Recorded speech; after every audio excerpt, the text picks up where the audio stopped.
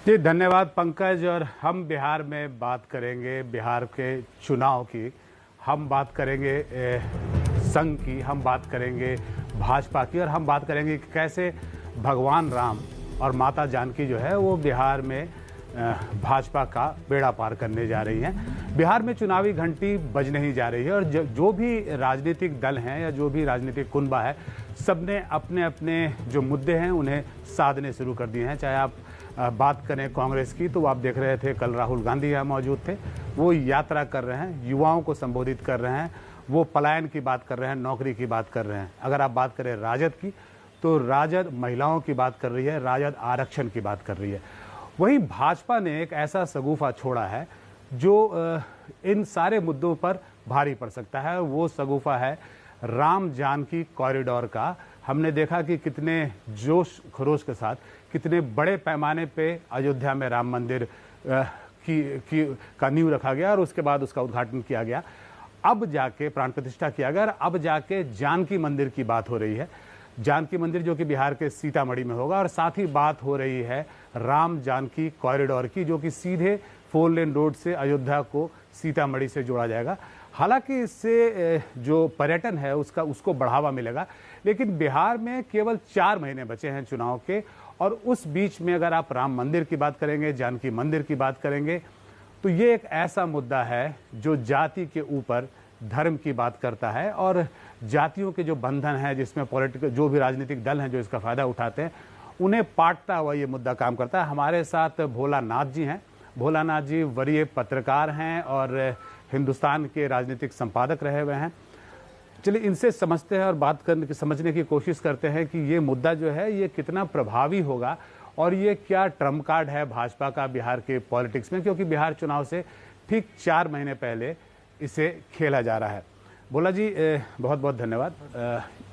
ये जो हम बात कर रहे हैं राम जानकी कॉरिडोर की, हम बात कर रहे हैं जानकी मंदिर की सीतामढ़ी में, आपको लगता है कि इसका कहीं ना कहीं जुड़ाव भाजपा के बिहार चुनाव से है और इसका फायदा क्या भाजपा को मिलेगा, क्योंकि जो तैयारी है उसकी बड़ी जोर शोर से तैयारी की जा रही है?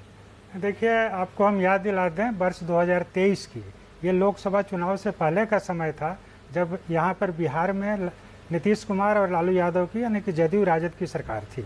तो उस समय भी पुनौरा धाम का एक कार्ड नीतीश कुमार ने खेला था और वो था कि वहाँ पर पर्यटकीय सुविधाओं का विकास होगा, उस क्षेत्र पूरे क्षेत्र का विकास होगा। तो वो पुनौरा धाम जो है सीतामढ़ी में है और उसी पुनौरा धाम में माँ जानकी का मंदिर है। तो अब जो है ये लिंक किया जा रहा है अयोध्या के राम मंदिर से पुनौरा धाम को, और ये 4 लेन की सड़क बनाने की बात आई है। तो इसका इतिहास थोड़ा सा ये है कि पुनौरा धाम को नीतीश कुमार पहले एक कार्ड के रूप में खेले हुए हैं और उस समय नीतीश कुमार की तरफ से और जदयू की तरफ से लगातार ये सवाल उठाया जाता रहा है कि केंद्र सरकार इसमें उनको मदद नहीं कर रही है, क्योंकि उस समय 200-250 करोड़ की ये योजना नीतीश कुमार ने राज्य सरकार के बूते शुरू की थी। अब जो है जब चुनाव का समय है तो देखने में तो ये लग रहा है कि भाई एक कॉरिडोर बन रहा है जो कि राम जन्मभूमि और पुनौरा धाम को यानी कि सीतामढ़ी को जोड़ेगा। यह 240 किलोमीटर का कॉरिडोर होगा और 70 मीटर चौड़ा होगा। 6155 करोड़ की योजना है।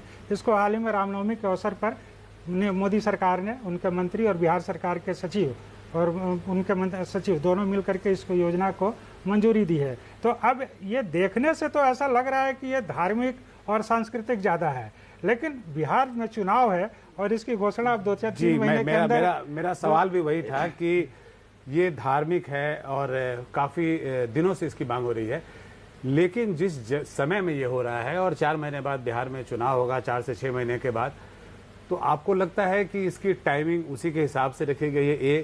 दूसरा जो तैयारी है, इसकी जो तैयारी है वो बड़े जोर शोर से करने की तैयारी है। ये उस पूरे प्रोजेक्ट को बहुत जोर शोर से भाजपा करने जा रही है। तो आपको लगता है कि जो बाकी मुद्दे हैं, जो चाहे कांग्रेस उठा रही हो, युवा की बेरोजगारी की, या आरक्षण के मुद्दे उठा रही हो राजद, उस पर यह भारी पड़ जाएगा? देखिए, एक पहले तो भाजपा की हम लोग एक परेशानी समझें और फिर ये हम लोग देखें कि उसके कार्ड के लिए क्या रणनीति बन रही है। भाजपा की सबसे बड़ी परेशानी है कि ये ध्रुवीकरण तो करने की कोशिश करती है, जैसे ये भी एक मुद्दा होगा जो कि एक हिंदुत्व में ध्रुवीकरण की एक इनकी बड़ी योजना है। लेकिन हिंदुत्व जो है, हिंदू समाज जो है, वो बिहार में, खास करके बिहार में कई जातियों में बटा हुआ है, राजपूत, भूमिहार, दलित, पिछड़ा, अति पिछड़ा, वैश्य, ये सब। तो ये एक ऐसा मुद्दा है जो पुनौरा धाम या जो कॉरिडोर जो हम लोग कह रहे हैं कि अयोध्या से सीतामढ़ी तक जो कॉरिडोर बनेगा, तो वो एक ऐसा मुद्दा है जो कि सियासत में भी है और एक ऐसा मुद्दा है जो पूरे हिंदू समाज को एकजुट करेगा। भाजपा यही चाहती है कि उसको ध्रुवीकरण का पूरा लाभ मिले।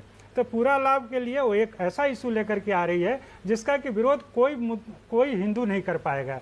भाई माँ जानकी का मंदिर बनने जा रहा है, तो यह बन रहा है और उसको अगर एक कॉरिडोर से जोड़ा जा रहा है, एक 4 लेन सड़क से जोड़ा जा रहा है, तो कौन विरोध करेगा? जी बिल्कुल, उससे रोजगार भी होगा, पर्यटन भी क्षेत्रीय विकास भी होगा। और सबसे बड़ी बात यह है कि जो जाति में जो बाकी जो रीजनल पार्टीज हैं, चाहे वो राजद हो और भी जो रीजनल पार्टी हैं, वो जो जाति गणित का फायदा उठाने की कोशिश करती है, तो ये मुद्दा उन पर भारी पड़ जाएगा। देखिए, ये मुद्दा इसलिए भारी पड़ेगा कि ये माँ सीता की जो जन्मस्थली जो मानी जाती है पुनौरा धाम, पुनौरा गांव में पड़ता है, तो ये ऐसा मुद्दा है कि विपक्ष भी इसका विरोध नहीं कर पाएंगे, क्योंकि ये जानते हैं कि अगर हम विरोध करेंगे तो हम उल्टे फंस जाएंगे। क्योंकि एक समाज जो हिंदू वर्ग जो है वो कहेगा कि ये देखो ये क्या कह रहे हैं, उधर राम जी का मंदिर बन गया अयोध्या में और यहाँ पर यह माँ जानकी सीता का मंदिर नहीं बनने दे रहे हैं, या फिर ये कॉरिडोर का विरोध कर रहे हैं। तो ये मुद्दा ऐसा है कि विपक्ष भी इसका पुरजोर मुखालफत नहीं कर पाएगा। मुखालफत करने का मतलब है कि उनको सियासी नुकसान होगा। चुनाव का समय है, आप एक बहुसंख्यक समाज की नाराजगी मोल नहीं ले सकते हैं। यहाँ पर यह गौर करने की बात है कि जो यादव समाज होता है, जो कि राजद का बड़ा वोट बैंक है, वो यादव समाज भी जब राम मंदिर की बात आती है, राम कॉरिडोर की बात आती है, माँ सीता मंदिर की बात आती है, तो वो भी जो है एक विचारधारा पर इसका सपोर्ट करता है। जी, और ये अंतिम सवाल आपसे बोला जी, ये जो और बाकी मुद्दों पे, चाहे वो युवा की बात हो, चाहे बेरोजगारी की बात हो, चाहे आरक्षण की बात हो, जिस पे भाजपा और जेडीयू की सरकार को घेरने की कोशिश हो रही है, तो उसका ये सही उत्तर होगा या मजबूत उत्तर मानते हैं आप इसे? देखिए, अभी हम लोग देखें कि जो राम जन्मभूमि का मंदिर जो था, कितना बड़ा सफलता भाजपा के लिए लेकर के आया।